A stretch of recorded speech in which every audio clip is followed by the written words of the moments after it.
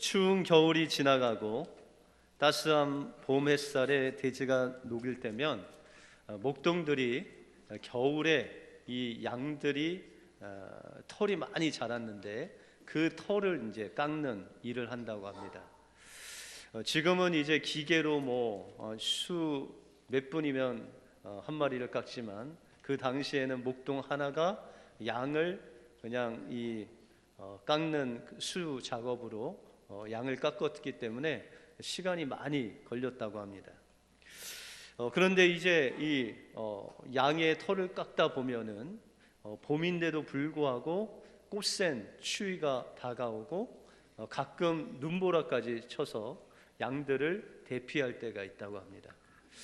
그래서 이 양들을 대피할 때 우리에 넣을 때 세 종류로 구분해서 한 부류는 털을 다 깎은 양들을 넣고 또 한 부류는 양 털을 깎다가 한 반 정도 깎다가 못 깎은 그런 양들을 다 모아서 넣고 한 부류는 아예 그냥 손을 못 댄 털을 다 못 깎은 그 양들을 다 우리에 넣는다고 합니다. 그러면 이제 그 눈보라가 지나가고 다시금 따가운 햇살이 비칠 그때에 이 양들을 다시 우리에서 이제 나오게 해서 털을 다시 깎는데 신기한 것은 그들 중에서 이 양털을 다 깎으면 바람이 불고 눈이 오면 좀 추워서 감기도 걸리고 아플 것 같은데 양을 다 깎은 양들은 전혀 아픈 양들이 전혀 없고 이 양털을 깎다가만 한 반 정도 깎다가만 양들은 때로는 감기에 걸리고 때로는 그 감기가 심해져서 죽는 양들이 생겨난다라는 이야기가 있습니다. 여러분들 우리가 신앙생활 할 때 한 발은 세상에 놓고 한 발은 하나님께 놓으면 뭔가 여차할 때 하나님께 오든지 세상으로 가든지 그랬으면은 더 잘 살 것 같은데 양의 털을 반밖에 깎지 못한 양이 쉽게 감기 걸리고 또한 쉽게 죽는 것 같이 우리의 신앙을 양다리를 거치면 쉽게 무너진다라는 교훈을 우리가 이 예화를 통해서 얻을 수 있다는 것입니다. 그래서 주님은 우리에게 말씀하시기를 예수님도 너희가 하나님과 재물을 겸하여 섬길 수 없다. 만약에 너희가 하나님과 재물 그 양다리를 놓고 있다면 그것은 하나님을 섬기는 것이 아니라 세상 재물을 섬기고 있는 것이다 라고 분명하게 말씀하고 있다는 것입니다. 그러므로 우리는 어린 아이와 같이 순수한 마음으로 우리의 마음을 나누는 것이 아니라 온전히 하나님께 드릴 때 우리의 삶을 책임져 주시고 우리의 인생길에 주님께서 동행해 주실 줄 믿습니다. 여러분들 마음을 온전히 주님께 드리시는 은혜의 모든 성도들 되시길 주님의 이름으로 축원드립니다. 오늘 본문 말씀을 통해서 주님의 오심을 예비하는 것이 무엇이고 또한 주님을 맞이하기 위해 회개에 합당한 열매가 무엇인지를 살펴봄으로써 어떻게 주님을 맞이해야 되는지를 오늘 본문을 통해서 살펴보겠습니다. 먼저 주님을 맞이하기 위해서는 주님의 길을 예비해야 됩니다. 오늘 4절에 보시면 선지자 이사야의 책에 쓴 바 광야에 외치는 자의 소리가 있어 가로되 너희는 주의 길을 예비하라 그의 첩경을 평탄케 하라 라고 말씀하고 있습니다.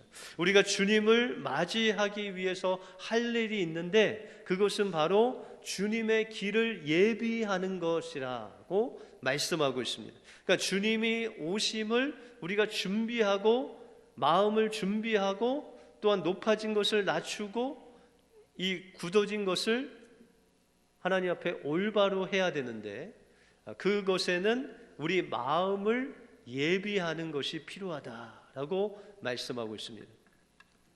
어떤 목사님이 목회를 시작했대요. 개척을 해서 목회를 하는데 한 수년 동안 목회를 너무 열심히 하다 보니까 몸에 무리가 왔답니다. 근데 이제 교회 사이즈는 아주 커졌는데 뭐 체력이 따라주지 않으니까 내가 운동을 해야 되겠다라고 생각하고 주변을 살펴보니까 그 당시에 그 교회 아주 가까운 곳에 볼링장이 있었다고 합니다. 그래서 목사님이 이제 틈만 나면 볼링장에 가서 이제 한 게임 두 게임씩 볼링을 통해서 이 체력을 좀 키워 나갔다고 합니다. 그래서 이 목사님이 그렇게 1년, 2년 친 그 볼링 연수가 20년이 됐다고 합니다. 그래서 그 20년 동안 볼러들의 꿈인 300점 퍼펙트 스코어를 12번이나 가지셨답니다. 엄청나죠?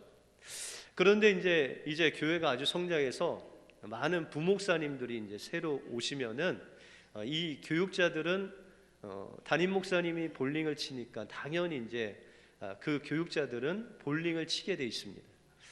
그래서 이제 볼링을 치러 갔는데 새로 오신 부목사님들은 나이도 젊고 몸도 튼튼하고 그래서 볼링을 잘 칠 것 같은데 목사님은 쳤다 하면 스트라이크인데 자기들은 쳤다 하면은 오픈이 되는 거예요. 그래서 300점은 고소하고 150점 내기가 너무나도 힘들었다는 거예요. 그래서 부목사님이 아주 조용한 시간에 담임 목사님을 찾아가서 목사님 300점의 비결이 무엇입니까? 라고 물었대요. 그랬더니 목사님이 아주 간단하게 부목사에게 이렇게 얘기했답니다. 공부해라 라고 얘기했대요. 여러분들 공부하는 게 뭐죠? 그 다음 주에 목사님이 친히 볼링 교본을 사서 그 부목사님한테 주면서 네가 300점이 안 나오는 그 원인을 이 교본에서 찾아서 계속 연습하면 너도 잘 나올 거다라고 그렇게 이야기를 했다고 합니다. 여러분들 우리가 주님을 알기 위해서는 뭐 해야 되죠? 공부해야 됩니다. 그것이 바로 오늘 본문에 나오는 주의 길을 예비하라라는 뜻입니다. 여러분들 결혼을 했는데 아주 잘 살 것 같은데 결혼을 하고 나니까 미처 저 사람이 저런 줄 몰랐다라고 통탄하는 남편과 아내들이 있습니다. 왜 그럴까요? 결혼에 대해서 남자라는 그런 존재에 대해서 공부하지 않았기 때문에 결혼이 순탄치 않다라는 것입니다. 그래서 우리가 주님을 만나기 위해서 이제 주님의 길을 예비하고 주님을 만나기 위해서는 우리의 마음의 그 공부를 주님의 말씀을 통해서 우리가 주님 앞에 나갈 때 걸림돌이 되는 것이 무엇인지를 공부하고 예비하고 하나님 앞에 그 모든 것들을 내려놓을 때 주님을 만날 수 있다는 것입니다. 그런데 주님께서 오늘 본문에 보시면 주님이 친히 만나주시는 사람이 있었다는 거예요. 여러분들 오늘 1절에 보시면 디베로 가이사가 위에 있은지 15해 곧 본디오 빌라도가 유대의 총독으로 헤롯이 갈릴리의 분봉왕으로 그 동생 빌립이 이둘의 드라고니 지방의 분봉왕으로 있을 그때에 주님이 오셨다는 거예요. 하나님의 말씀이 임하셨다는 거예요. 이 말씀은 우리가 말라기 선지자 아시죠, 여러분들? 우리 구약 성경의 마지막 성경이 말라기인데 그 말라기 선지자를 끝으로 하나님의 말씀이 선지자를 통해서 임하지가 않았기 때문에 이 400년 동안 이스라엘 백성들이 하나님의 말씀을 듣지 못했어요. 왜냐하면 하나님의 말씀이 임하지 않았기 때문입니다. 그런데 오늘 1절에 자세히 보시면은 이 이름들을 자세히 분석하면 로마 제국의 황제, 유대의 총독, 유대의 왕, 또한 유다 지역을 4분의 1로 나눈 그 분봉 왕들의 이름이 나옵니다. 또한 2절에 보시면 안나스와 가야바가 대제사장으로 있을 때에 하나님의 말씀이 빈들에서 사가랴의 아들 요한에게 임한지라 라고 말씀하고 있습니다. 여러분들 2절에 보시면 그 당시 유대 종교 지도자 중에 가장 높은 사람인 대제사장도 있었다라고 그렇게 말씀하고 있습니다. 그런데 이런 아주 권력이 있고 또한 힘이 있고 기득권이 있는 종교 지도자나 정치 지도자들에게 하나님의 말씀이 임한 것이 아니라 2절 중반부에 보면 하나님의 말씀이 빈들에서 사가랴의 아들 요한에게 임했다라고 말씀하고 있습니다.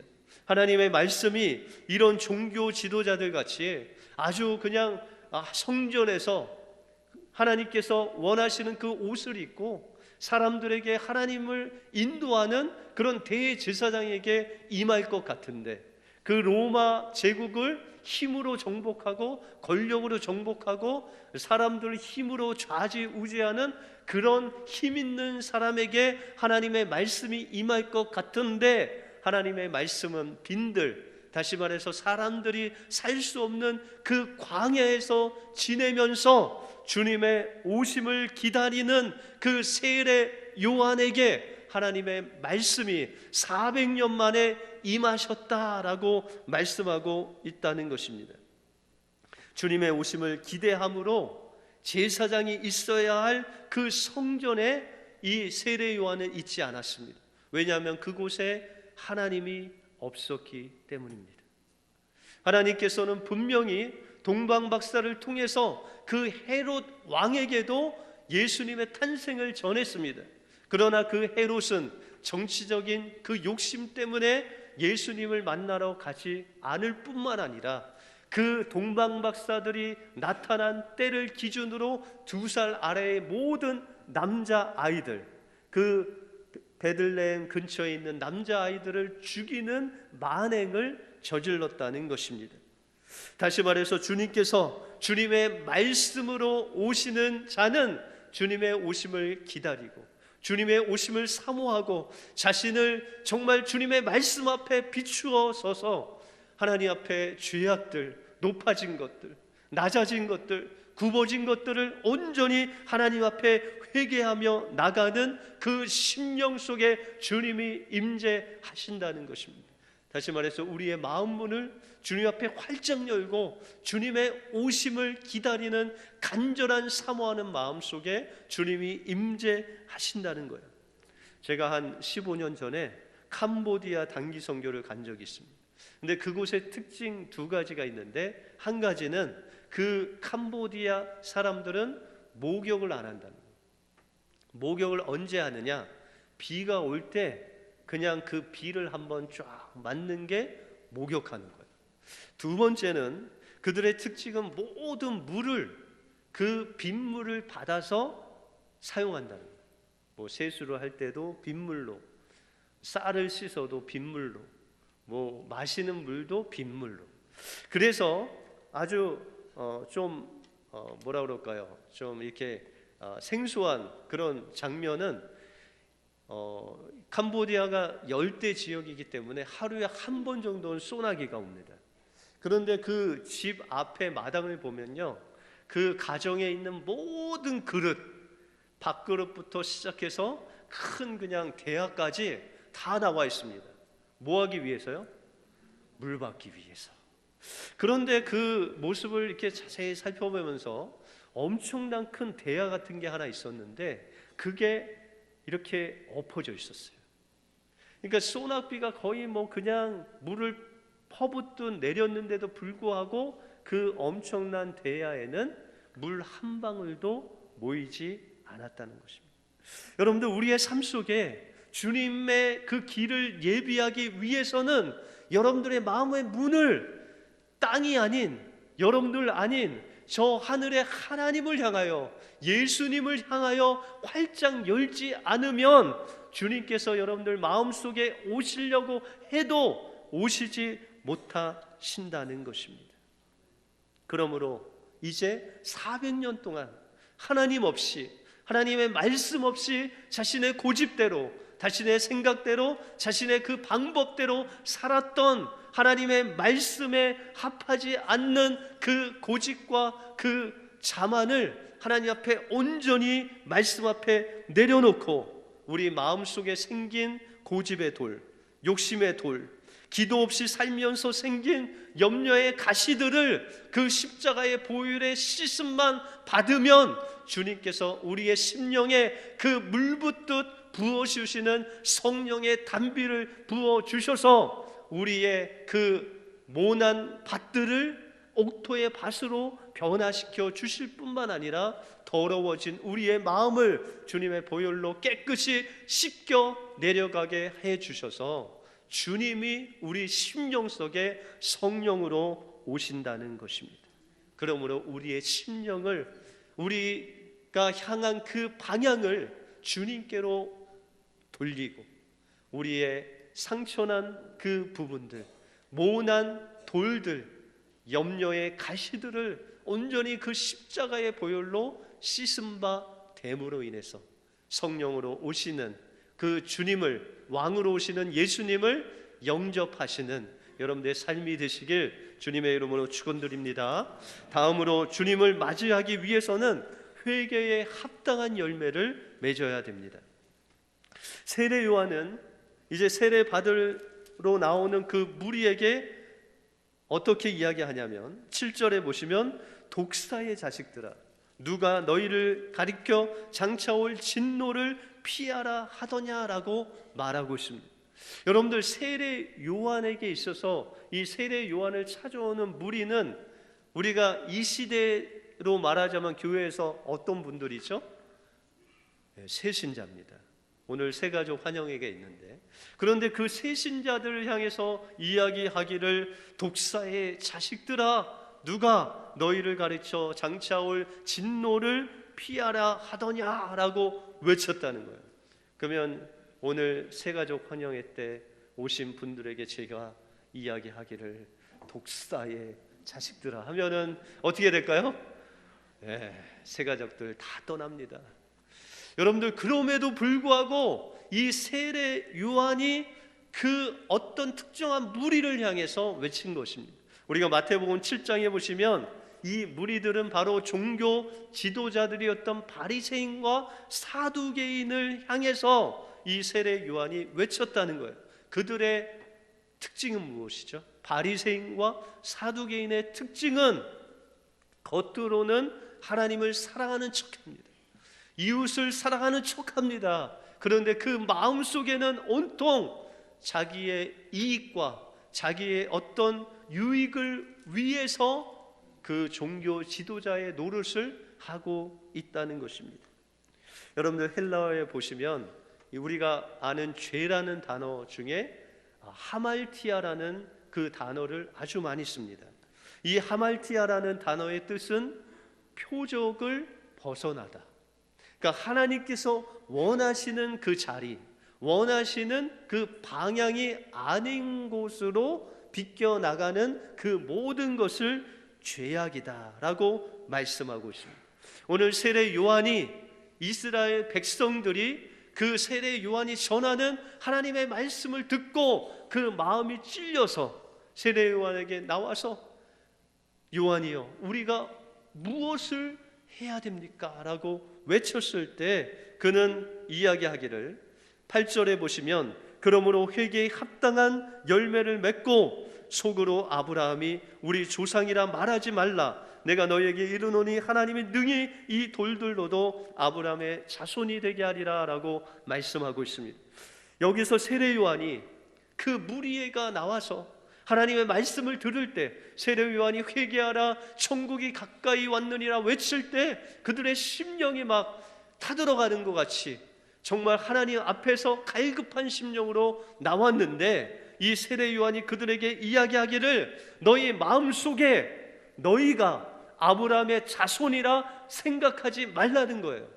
이 세례 요한에게 나온 모든 자들, 심지어 바리새인과 사두개인까지도 그들이 생각하기를 나는 아브라함의 자손이다 라고 생각했다는 거예요. 여러분들, 아브라함의 자손이 누굴까요? 우리가 요한복음 3장에 보시면은 니고데모라는 사내들인 그 공의회 의원이 아주 높은 국회의원과 같은, 또한 종교 지도자로 사람들에게 존경받는 니고데모라는 사람이 옵니다. 그래서 예수님께 묻기를, 하나님, 다시 말해서 예수님은 하나님께로부터 오신 것을 제가 압니다 라고 그렇게 이야기합니다. 그랬더니 예수님이 그에게 이야기하기를, 사람이 거듭나지 아니하면 하나님 나라를 볼 수 없다라고 말씀하고 있습니다. 여기서 하나님의 나라는 천국을 이야기도 하지만 하나님의 나라인 진정한 우리의 왕으로 오신 메시아, 그분이 나의 구원자시고 그분이 하늘에서 내려오신 하나님의 아들인 것을 거듭나지 아니하면 알 수 없다라고 말씀하고 있다는 것입니다. 다시 말해서 이 니고데모는 종교 지도자였습니다. 또한 정치적인 지도자였습니다. 그가 정말 하나님의 아들인 아브라함의 자손이라고 생각했다는 것입니다. 그러나 주님이 말씀하시기를, 내가 거듭나지 아니하면 하나님의 아들 아브라함의 자손이 될 수 없다. 그러므로 거듭나야 내가 진정한 하나님의 아들이다 라고 말씀하고 있다는 것입니다. 그래서 이 세례 요한도 너희가 마음속에 아브라함의 자손이라고 생각하지 말고 너희가 성령으로 거듭나지 아니하면, 너희가 죄사함을 받고 오시는 그 성령으로 거듭나지 아니하면 하나님의 자녀가 될 수 없다고 말씀하면서 너희가 회개에 합당한 열매를 맺어야 된다라고 말씀하고 있습니다. 그러면서 오늘 11절에 보시면 대답하여 가로되 올 두 벌 있는 자는 옷 없는 자에게 나눠줄 것이요 먹을 것도 있는 자도 그렇게 할 것이니라 라고 말씀하고 있습니다. 백성들이, 세례 요한이요, 우리가 그러면 어떤 삶을 살면 회개에 합당한 열매를 맺고 우리가 하나님의 자녀가 될 수 있습니까? 라고 묻습니다. 그때 세례 요한이 이야기하기를, 옷 두 벌 있는 자는 옷 없는 자에게 나눠주라는 거예요. 여러분들, 이 말씀은 온 많은 부자가 가난한 자에게 옷 나눠주라는 거예요? 아니면 가난할지라도 너의 옷 없는 자에게 주님의 사랑을 나눠주라는 거예요? 우리가 보통 옷 두 벌 있는 자가 없는 자를 나눠주라고 하면 옷이 엄청나게 많은 것 같은데, 여러분들, 제가 여러분들 자세히 보니까 여러분들 옷이 한두 벌이 아닌 것 같아요. 그죠? 그래서 한 적어도 10벌 이상은 되실 것 같아요. 봄, 여름, 가을, 겨울 여러분들의 옷이 변하는 거 보니까 최소한 10벌 이상은 있는 분들이. 그런데 이 세례 요한이 두 벌 옷을 가진 자가 없는 자에게 주라는 것은 바로 내가 가진 그 모든 것이 하나님께로부터 왔다는 거예요. 그것이 옷이 두 벌이든 세 벌이든 10벌이든 100벌이든 그 모든 것들이 주님께로 왔기 때문에 그 옷이 없는 자, 가난한 자, 또한 정말 도움이 필요한 자에게 주님의 사랑으로 도와주는 것이 바로 회개에 합당한 열매를 맺는 삶이다라고 말씀하고 있습니다. 12절에서는 세리들도 세례를 받고자 하여 와서 가로되 선생이여 우리가 무엇을 하리까 하매 가로되 정한 새 외에는 늑징하지 말라라고 말씀하고 있습니다. 여러분들, 로마 제국이 어떤 다른 나라를 점령했을 때, 특별히 이제 유대 나라를 점령했다고 하면 그 유대 나라에서 아주 돈이 많은 갑부들이 있겠죠. 그 사람들을 불러 모읍니다. 그리고 그들에게 엄청난 도네이션, 세금을 내라고 합니다. 그리고 그들에게 주는 것이 무엇이냐면 세금을 백성들에게 걷어 들일 수 있는 권한을 줍니다. 그래서 엄청나게 도네이션하고 이 백성들에게 세금 걷어서 자기의 그 매운 나라에 바친 돈을 메우라는 거예요. 그래서 이 세리들은 이 유대의 엄청난 부자들이 고용한 세리들이에요. 그런데 이 세리들이 자기들이 그 위에서 고용한 사람들 월급 가지고는 이것이 안 되니까 세금 외에 더 걷어들인 것은 다 세리가 갖는 거예요. 그래서 이 원래 세금의 한 2배, 3배를 걷어들인 거죠. 그런데 이렇게 2배, 3배 세금을 거둘 때 그냥 순순히 다 내는 사람이 있고, 아니 세금이 왜 이렇게 비싸냐고 덤비는 사람이 있겠죠. 그때 그들을 힘으로 제압하는 사람이 오늘 그 14절에 나오는 군병입니다. 여기서 나오는 군병은 로마 군병이 아니라 그 부자가 세리를 고용한 그 부자가 고용한 군병들, 세금을 걷기 위해서 고용한 그 군병들을 이야기합니다. 14절에 보시면 군병들도 물어 가로되 우리는 무엇을 하리이까 하며 가로되 사람에게 강포하지 말고 무소하지 말고 받은 요를 족한 줄로 알라라고 말씀하고 있다는 것입니다. 세례 요한이 이 세리에게 또한 군병에게 이야기하는 회개에 합당한 열매를 맺는 길이 무엇이냐는 거죠. 그것은 자기가 맡은 그 자리에서 자기가 할 일만 하라는 거예요. 세리면은 세리답게, 군병이면 군병답게, 교회 안에서 직분자면 직분자답게 사는 그 하나님이 원하시는 원래의 자리에서 하나님의 자녀답게 살라는 것입니다.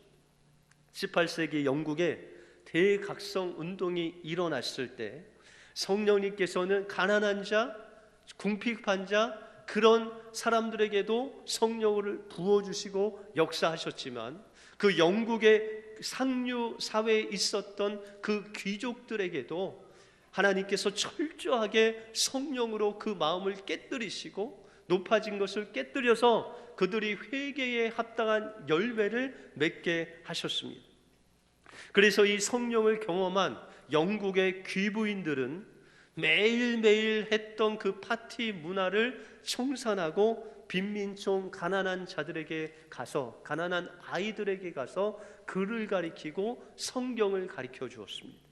또한 영국의 정치인들은 결투, 도박 같은 사회의 악습을 폐지하는 법안을 통과하고 영국의 금융인들은 속임수로 착복한 돈을 다 돌려주었습니다. 그리고 지성인이라고 불리우는 대학생들은 성령 받고 성령으로 거듭나고 그들 스스로 컨닝하는 거 다 없었습니다. 여러분들, 하나님께서 원하시는 그 회개에 합당한 열매는 하나님의 자녀로서 거듭난 하나님의 일꾼으로서 하나님께서 원하시는 자리로 돌아가는 것을 하나님께서 원하신다는 거예요.